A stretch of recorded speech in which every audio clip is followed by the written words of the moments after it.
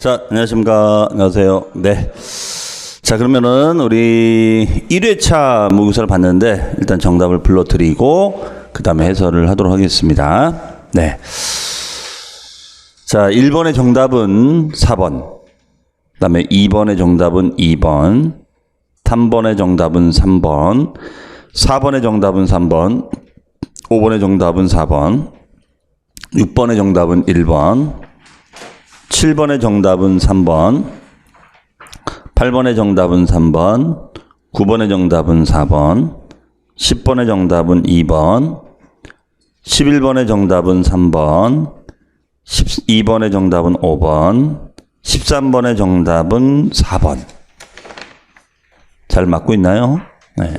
14번의 정답은 4번, 15번의 정답은 5번, 16번의 정답은 3번, 17번의 정답은 5번, 18번의 정답은 3번, 19번의 정답은 2번, 20번의 정답은 1번, 21번의 정답은 3번, 22번의 정답은 3번, 23번의 정답은 3번, 24번의 정답은 4번, 25번의 정답은 2번,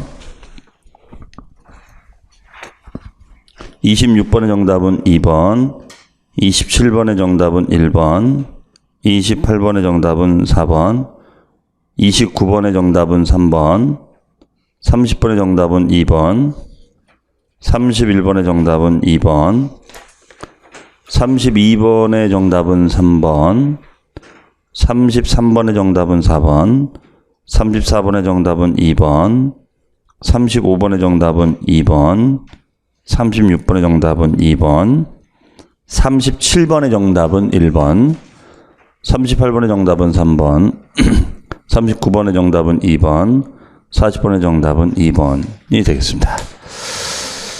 자, 그러면 또 1번부터 문제를 풀어보도록 하겠습니다. 자, 1번 우리가 가산세에 대한 질문인데요. 바르게 연결되지 않는 것은 우리 가산세는 두 가지죠. 신고불성실 가산세하고 납부불성실 가산세. 신고불성실은 뭐 문제 붙였지만 10%짜리가 있고 20%짜리가 있고 40%짜리가 있죠.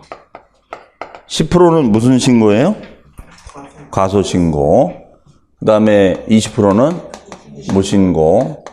40%는 부정신고. 부정과소.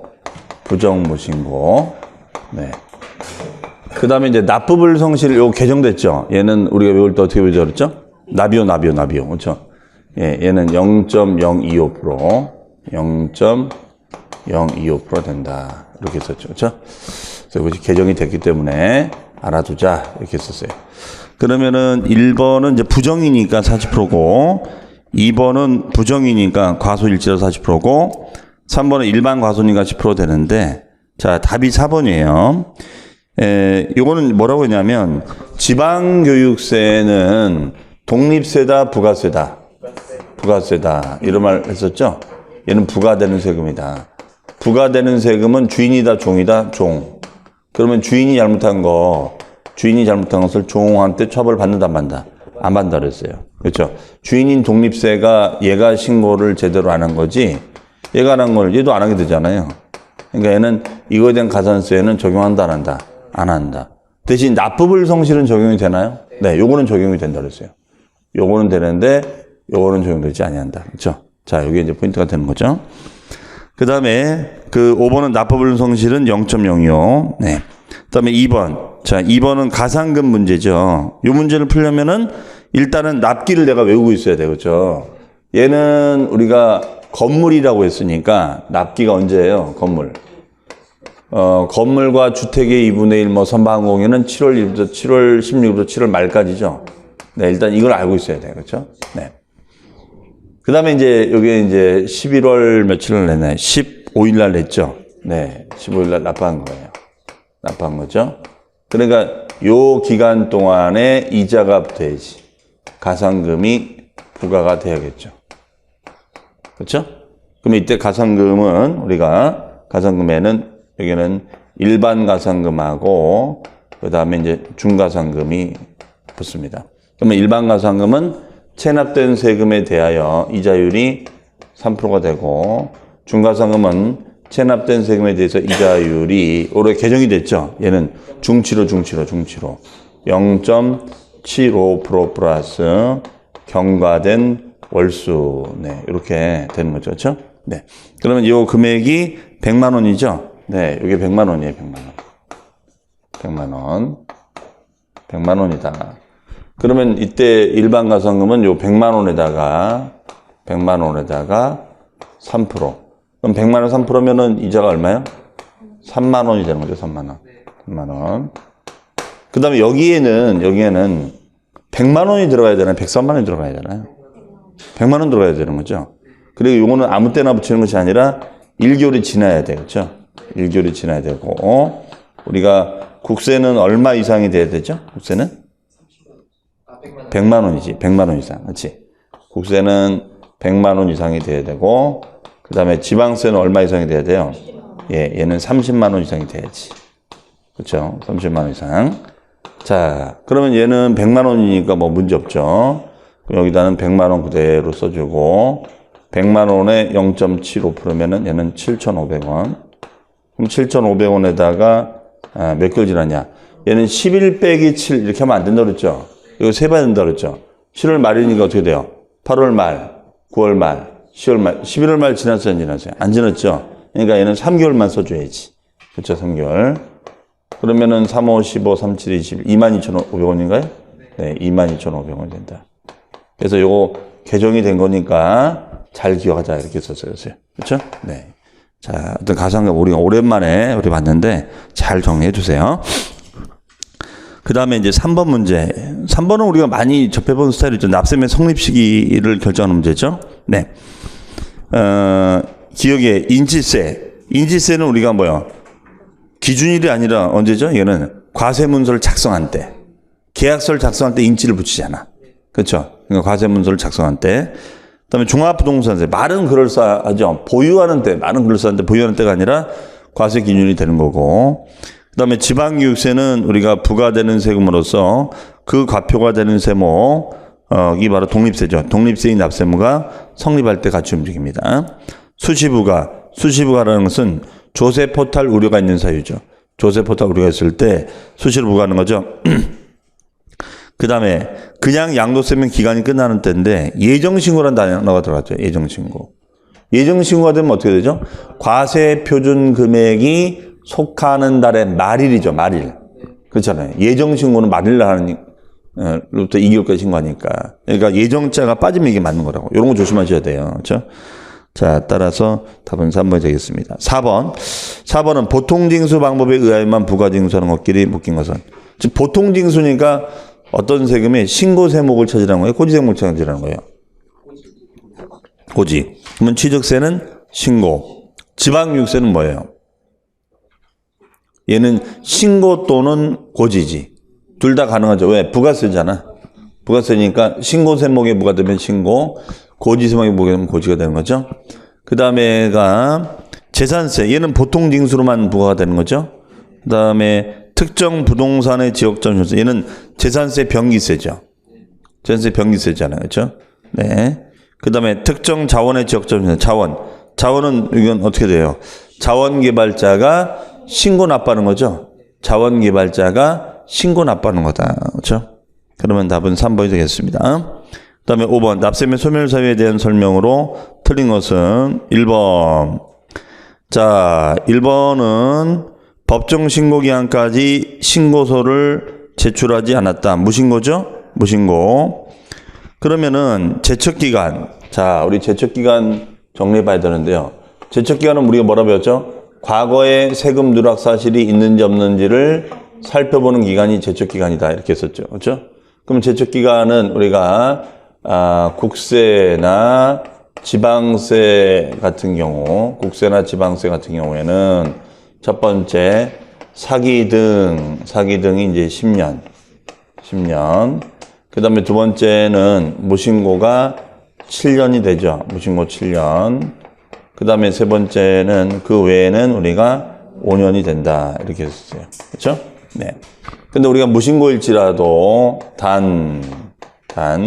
우리가 명의신탁이 이루어졌다거나 과점주주가 됐다거나 명의신탁이 됐다거나 과점주주가 됐다거나 네.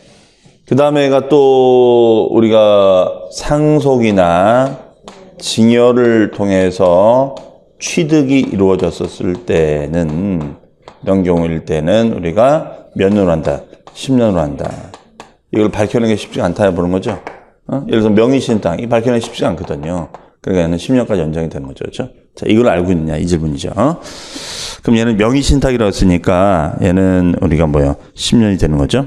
그 다음에 제척기간은 소멸시효처럼 중단과 정지가 있어요, 없어요? 없죠. 중단과 정지란 개념이 뭐였죠? 시효가 멈추는 거잖아요, 시효. 네? 시효. 어떤 시효? 채권을 청구하는 시효. 채권 청구 시효가 멈추는 걸 우리는 중단과 정지라고 배웠죠. 그래서 우리가 이거는 민법에 나오는 중단과 정지랑 똑같다고 그랬어요. 그럼 만약에 2년의 시효가 흘렀다. 그럼 이 시효를 인정을 받는 거를 우리는 중단이라고 했어요, 정지라고 했어요. 인정받으면. 네? 정지죠, 정지. 근데 중단이 되면은 시효의 이익을 갖다가 뺏기는 거였어요. 그렇죠? 그럼 얘는 시효가 몇 년 남은 거예요? 정지되면? 3년 남은 거잖아. 5년이니까. 그렇죠? 3년 남은 거고. 얘는 몇 년 남은 거예요? 다시 5년 남은 거죠. 그렇죠? 그래서 얘는 우리가 선의적인 사유고 얘는 악의적인 사유다. 그래서 이 기간을 인정해줘도 받을 수 있을 거라 보는 거. 그래서 주로 기간을 유예시켜주는 개념들이 여기에 해당됐죠. 뭐 분납한다, 뭐 징수를 유예해준다, 체납 처분을 유예해준다. 그다음에 중단은 악의적인 거. 얘는 뭐 고지한다, 독촉한다, 아니면 뭐 압류한다, 뭐 이런 것 등. 예, 요게 중단 사유였었어요. 그렇죠? 그래서 우리가 정지와 중단 사유를 구분할 줄 아느냐 여기 있었죠. 해석이. 그러면 됐고요. 그다음에 소멸시효는 우리가 5년인데 다만 5억 원 이상 국세는 몇 년까지 연장되죠? 10년. 이런 고액 국세는 사후관리 기간이 좀 길어진다고 그랬어요. 그렇죠? 이런 것들도 암기해 두셔야 됩니다. 그 다음에 부담부 증여에 따른 양도세 제척 무신고시. 원래 무신고는 7년인데 부담부 증여는 얘는 15년이죠. 네. 답이. 우리가 상속세라든가 증여세는 기간이 좀 길다고 그랬어요. 그런데 부담부 증여가 여기 들어가잖아요. 부담부 증여는 요 증여세랑 기간이 똑같아요. 그래서 사기 등일 때는 얘는 15년. 무신고도 얘는 15년이에요. 무신고도. 기타가 10년. 그래서 이렇게 됩니다. 달라요. 네. 그래서 부담부 증여인지 그냥 양도세인지 잘 보셔야 돼요. 그렇죠? 네. 자, 그래서 제척기간 아직도 정리 안 되신 분들은 꼭 관련 자료 찾아보셔서 정리해 주셔야 돼요. 네. 자, 그 다음에가 고지한다, 독촉한다, 채권장 날린다. 교부 청구라는 건 뭐냐면 배당을 청구하는 거였어요. 압류된 재산의 배당 청구. 이런 악의적인 사유가 왔을 때는 소멸시효의 무슨 사유다? 중단 사유다. 그렇죠? 그 다음에 6번. 부동산을 취득, 보유, 양도 단계에서 부과하는 국세에 해당하는 것은 자, 1년 내내 농사 짓는 사람 이름은 뭐라고 그래요? 농부라죠. 농부. 그렇죠? 취득할 때 농사 짓고, 보유할 때 농사 짓고, 양도할 때 농사 짓고, 그렇죠? 농부. 그러면 농어촌 투표세가 돼야죠. 네. 전세는 보유, 지방세는 취득 보유, 종부세는 보유, 양도세 양도. 자, 7번 문제로 갑니다. 틀린 것은 자, 우리 분할납부 조항이 있죠. 1번 취득세하고 등록면허세는 분할납부도 안 되고 물납도 안 되죠. 다 안 돼요. 얘는. 두 번째 재산세는 분할납부가 되죠. 500만 원 초과. 그렇죠? 500만 원 초과 하면은 분할납부 됩니다. 그래서 우리가 500만 원 초과 1000만 원 이하일 때는 500만 원 초과에 1000만 원 초과하시는 그 세금의 50% 이하. 그렇죠? 자, 하여튼 찾아보시고요. 종부세는 700이에요. 700이면 얘는 최대 얼마까지예요? 분할납부 금액은. 이게 종합부동산세는 올해 개정이 됐잖아요. 얼마 초과돼야 돼요? 250만 원 초과잖아요. 250만 원 초과. 그래서 얘는 250만 원 초과 500만 원 이하가 되고, 두 번째는 500만 원 초과되는 거죠. 500만 원 초과.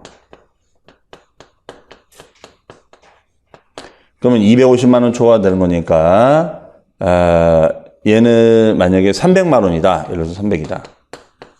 그러면 어떻게 돼요? 250을 내고 나중에 50을 내면 되는 거죠. 그렇죠? 근데 얘가 만약에 700이었다. 지금 700이잖아요. 700이면은 이때는 그 세금의 50%예요. 그렇죠? 그 세금의 50% 이하로 낼 수 있는 거죠. 그러니까 최대 50%까지 낼 수 있다는 거예요. 그러면 최대가 350이 되는 거죠. 그렇죠? 최대 350. 그러면 350까지 우리가 낼 수가 있다. 이런 얘기입니다. 자, 그 다음에 분할 납부 대상자는 예정신고, 확정신고 시의 납부세액이 밑줄 예정 때도 되고 얘는 확정 때 다 돼요. 그리고 기준금액이 얼마 초과해요? 1,000만 원 초과죠. 네.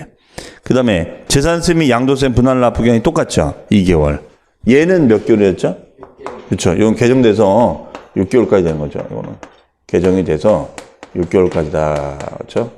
이렇게 정리가 되겠습니다. 그 다음에가 8번 조세의 납부 방법으로 물납 가능한 것을 고르면, 자, 아까 취등록면세는 분납 물납 없고, 종부세 양도세는 분할 납부는 있지만 물납이 없다 그랬죠? 오로지 다 있는 거, 분할 납부도 있고 물납 있는 건 재산세밖에 없었어요. 그렇죠? 답은 3번이 되겠습니다. 자, 이런 것들도 하여튼 분할 납부, 물납 정리해 두셔야 돼요. 그 다음에 9번은 뭐 요거는 우리 많이 했잖아요. 요거는 우리 암기하는 방법도 말씀드렸죠. 취득세, 등록면허세, 재산세, 종합부동산세, 양도소득세. 자, 그럼 얘는 어떻게 했어요? 납부시니까 납부시. 얘는 취, 농, 일. 그렇죠? and 취지리. 두 가지가 붙죠? 그다음에 등록면허세는 등, 지리. 그렇죠? 재산세는 재, 지리. 지방세 20%. 종부세는 종, 농이. 농어촌특별세 20%. 양도세는 없죠? 예, 얘는 없어요. 그 다음에 감면 혜택을 받았을 때는 얘는 뭐예요? 감, 농, 이. 그렇죠? 얘도 감, 농, 이. 얘는 있어요, 없어요? 없어요. 얘는 없어요. 얘는 감, 농, 이. 농어촌특별세 20%. 그렇죠? 그래서 우리가 다 농어촌특별세가 20%가 있다. 이렇게 했었어요. 그렇죠? 네.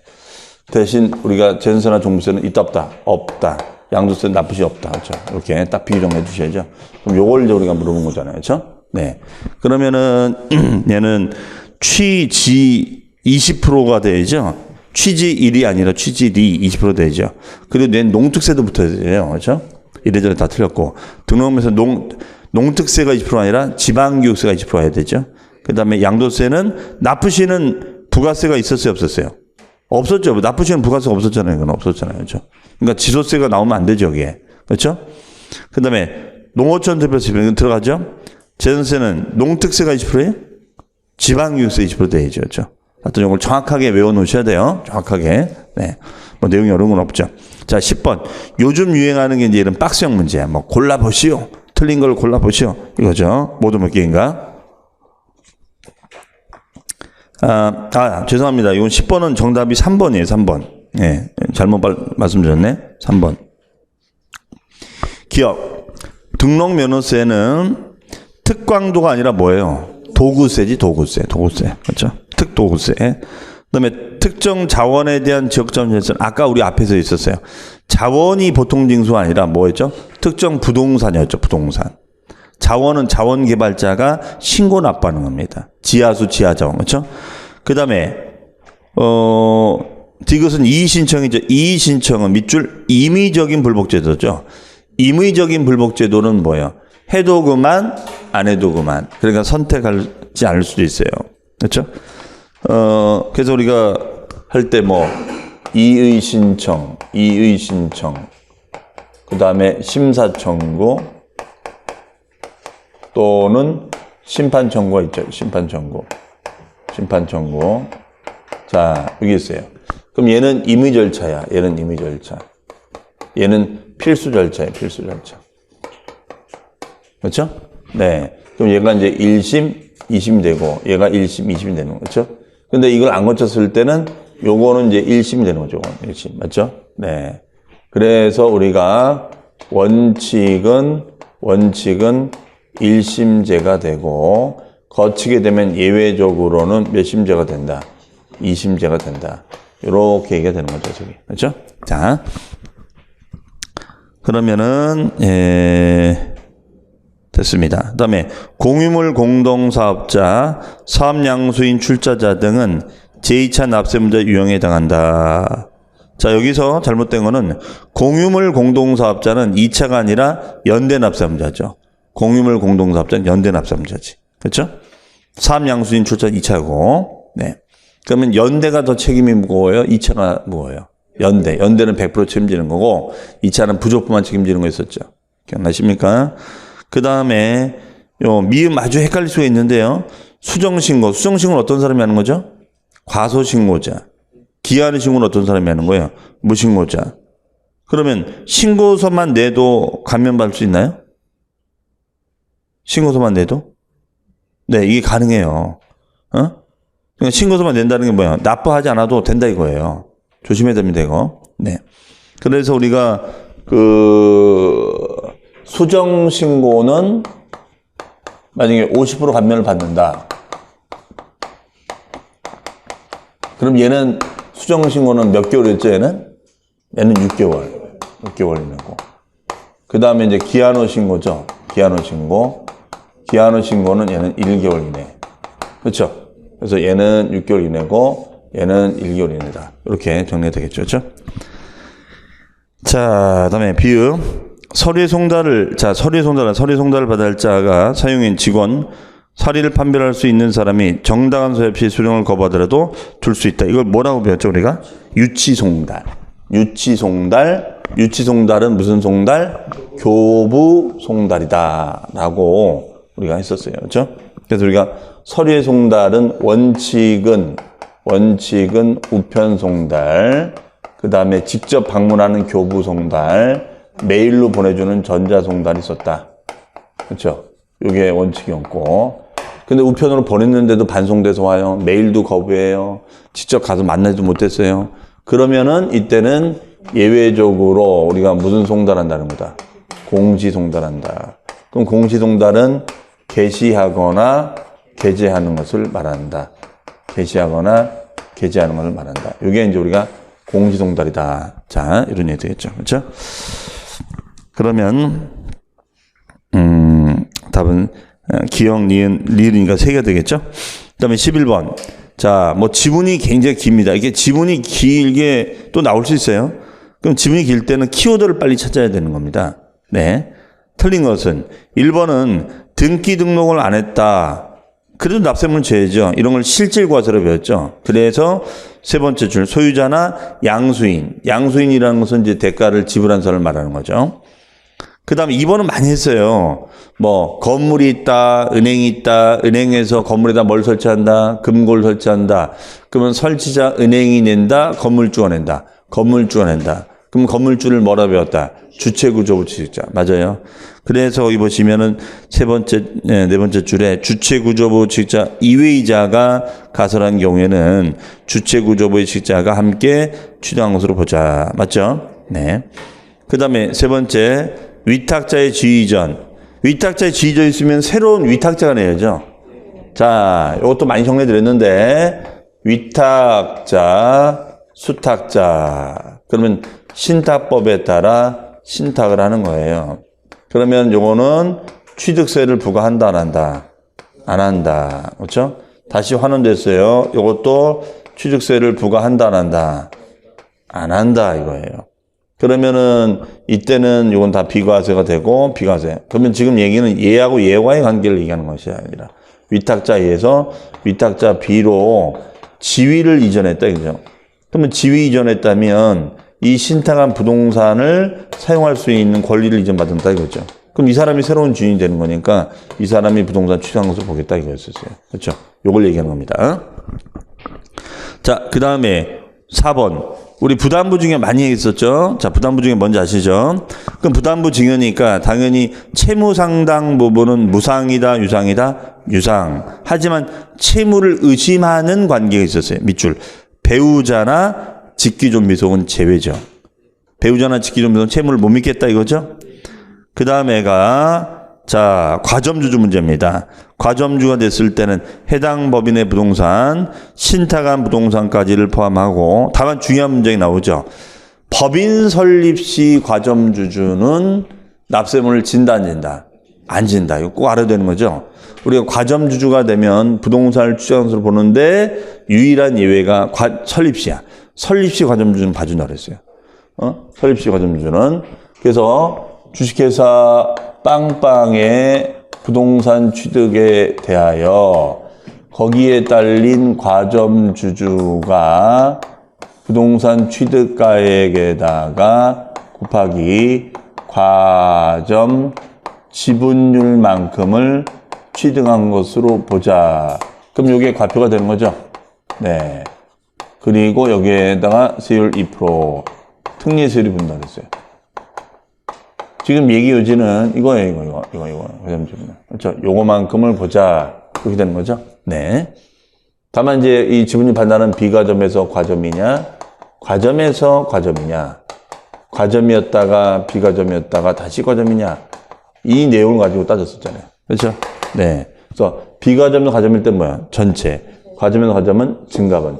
과점에 따른 과점은 증가분. 그렇죠? 설립시 과점주는 과세한다, 안 한다. 그렇죠? 네. 자, 이런 얘기 있어요. 그 다음에 요 부동산을 외부에다 신탁한 것도 있다면 신탁한 것까지도 과세하고, 자체 관리하는 것도 과세한다. 이렇게 했었죠. 그렇죠? 네. 자, 어떤 과점주 중요한 주제니까 아직도 정리 안 되신 분들은 정리해 두셔야 돼요. 자, 아주 문제 지문이 길다 12번 아주 짧아졌습니다. 이거 무조건 맞춰야 되는데요. 취득세 대상에 해당하지 않는 것. 자, 우리 취득세 대상 암기하고 있어요. 뭐가 있죠? 토지, 건축물, 준부동산 들어가죠. 준부동산. 뭐가 들어가요?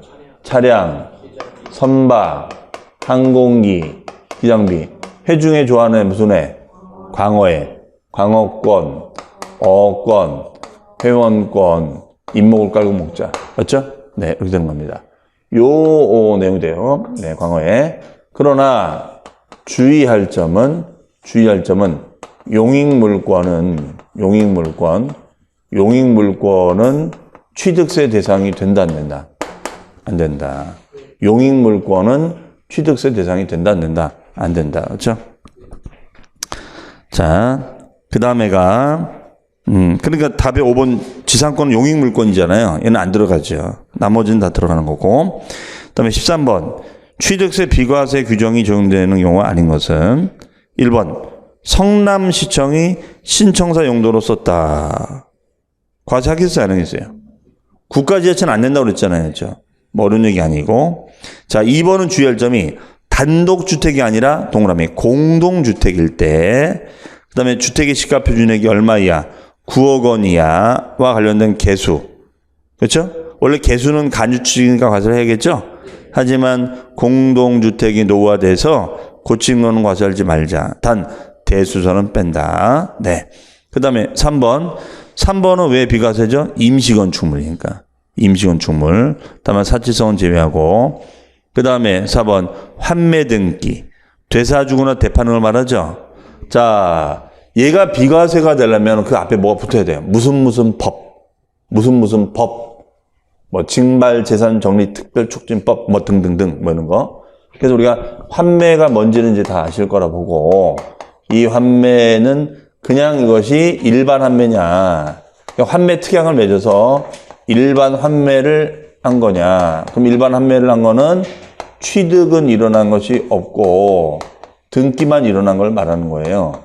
그랬을 때는 얘는 표준세율에서 마이너스 2%를 차감하는 걸 말하는 거예요.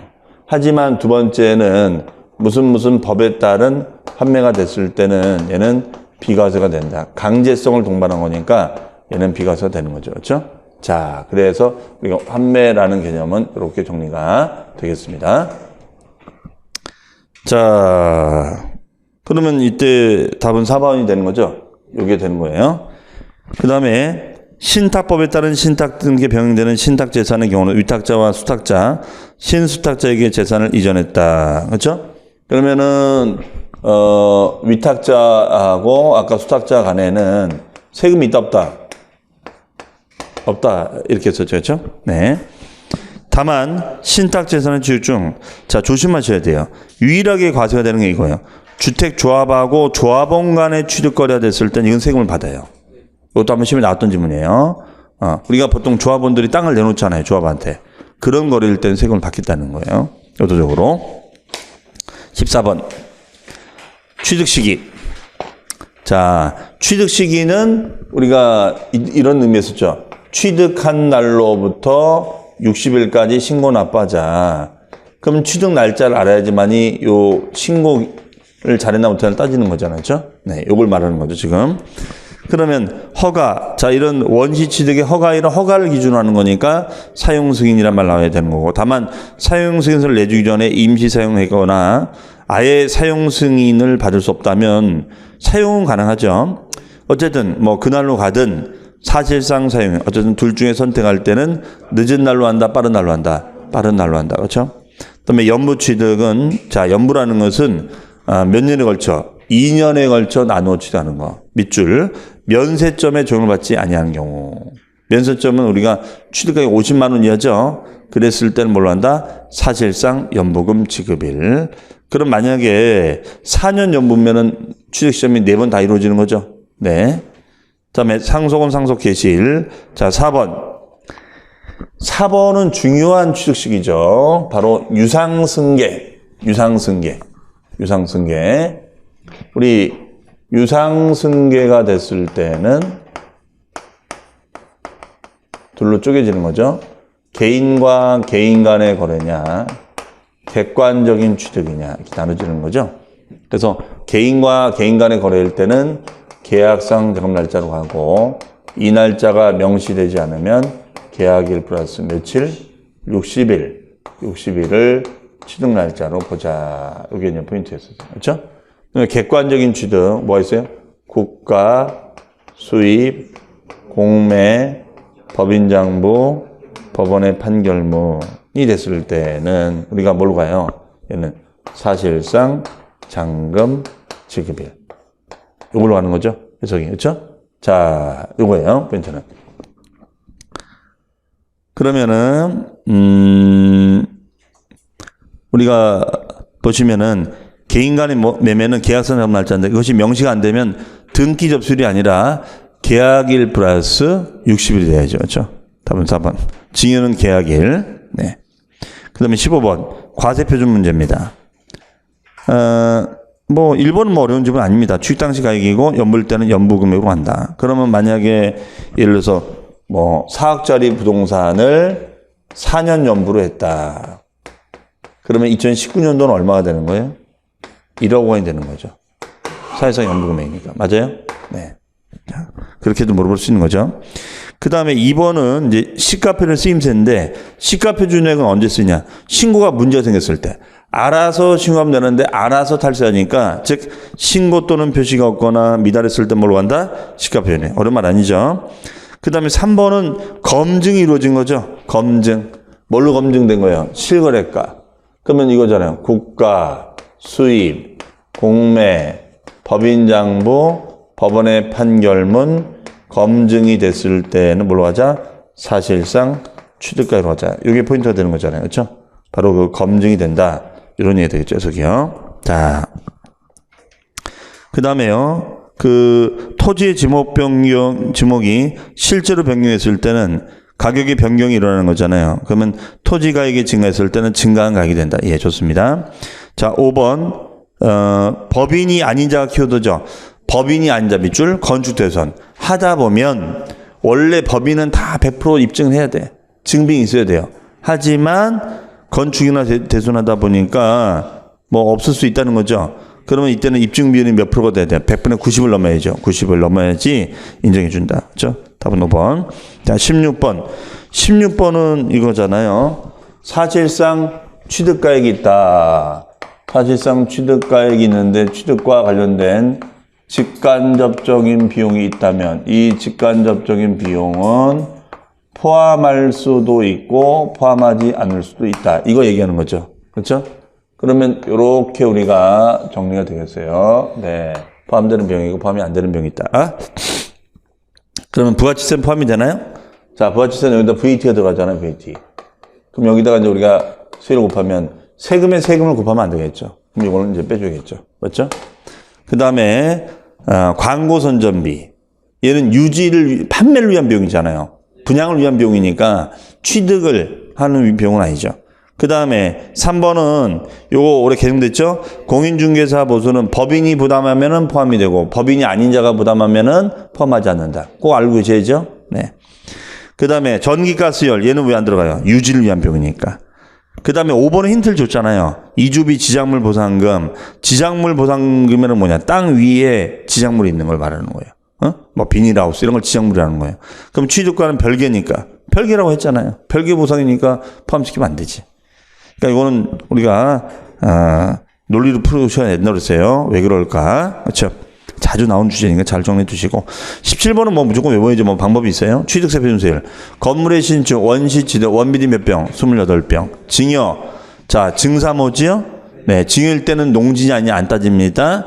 그 다음에 상가 건물은 상속, 상이팔. 그 다음에 매매로 인한 유상이니까 유사.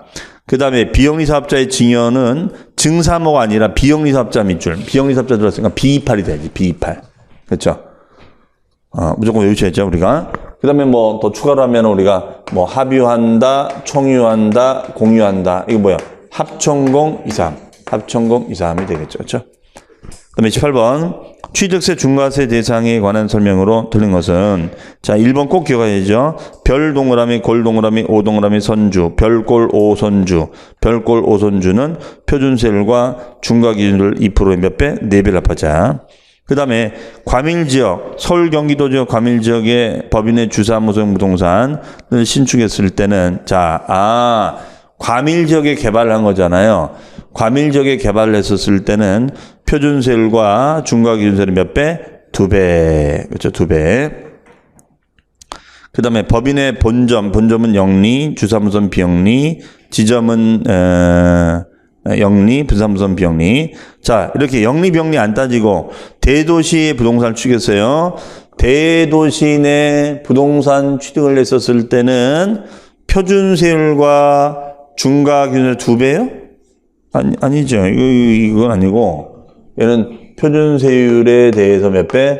3배를 중과하고 마이너스 2%에 2배를 차감하는 거죠. 이렇게 가야죠. 맞죠? 네. 그 다음에 답은 그러면 3번이 되겠습니다.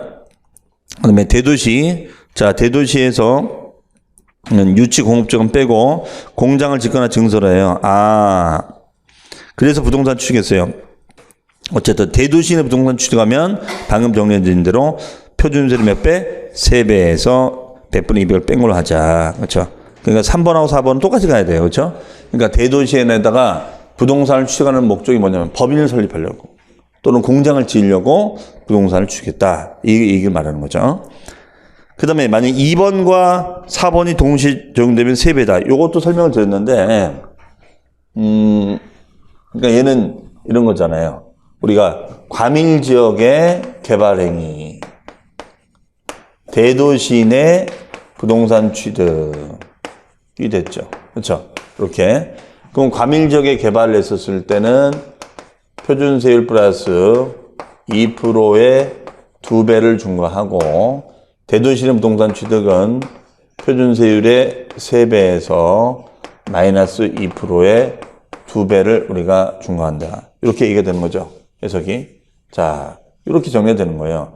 그러면 이것이 동시에 적용이 됐을 때는 동시에 적용이 된 거예요. 그렇죠? 그렇게 되면 얘는 플러스 2% 2배, 마이너스 2% 2배가 되는 거죠. 얘가 섞이게 되면 얘가 날아가고 날아가는 거예요. 그럼 남는 게 뭐예요?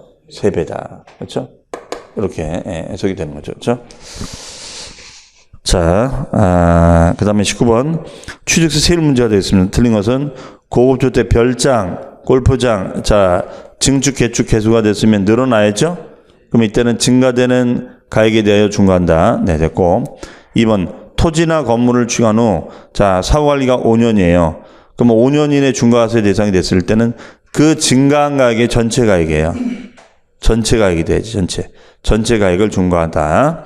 자, 답은 2번이고요. 그다음에 동일한 취득 물건에 대하여 둘 이상의 세율이 겹쳤다. 그러면 당연히 둘 중에 낮은 거 높은 걸로 해줘야죠. 그렇죠? 그다음에 별장, 골프장, 오락장, 고급주택, 고급선박을 2인 이내 구분 취득. 이거는 뭐냐면 일부러 이제 2인 이상이 쪼개서 취득하는 거예요. 왜? 이렇게 해가지고 뭐 소위 말해서 중과를 피하고자 하는 거거든요. 뭐 예를 든다면 우리가 고급주택 같은 경우에는 건물 면적이 3, 4미를 초과하면 중과한다. 이런 조항이 있단 말이에요. 그러면 이게 400제곱미터다. 그럼 중과가 되니까 이걸 갑의 명의로 을의 명의로 쪼개자 이거지. 그럼 얘는 200이니까 330을 초과하지 않는 건 중과를 피할 수 있지 않냐. 이걸 막겠다 이거예요. 이럴지라도 중과하겠다 이겁니다. 그 다음에 과밀 억제권역 안에서 공장 신증설의 경우에 소유자와 가설자, 신증설자가 달라요. 그러면 소유자가 있고 신증설자가 다르다. 그러면 신증설자가 내야 돼요? 소유자가 내야 돼요? 소유자가 내야지. 그렇죠? 소유자. 그렇죠? 네. 자, 20번 갑니다. 취득세 표준세율에서 중과 기준세율을 2% 뺀 특례세율로 산출한 금액을 세율로 한다. 아닌 것은. 그러면 얘는 특례세율은 딱 두 가지가 있죠. 이거. 표준세율 마이너스 1, 2%짜리 하나 하고, 그럼 얘는 취득은 없고 등기만 있는 거고, 두 번째가 2%짜리 특례세율이 있었죠. 2%는 무슨 취득?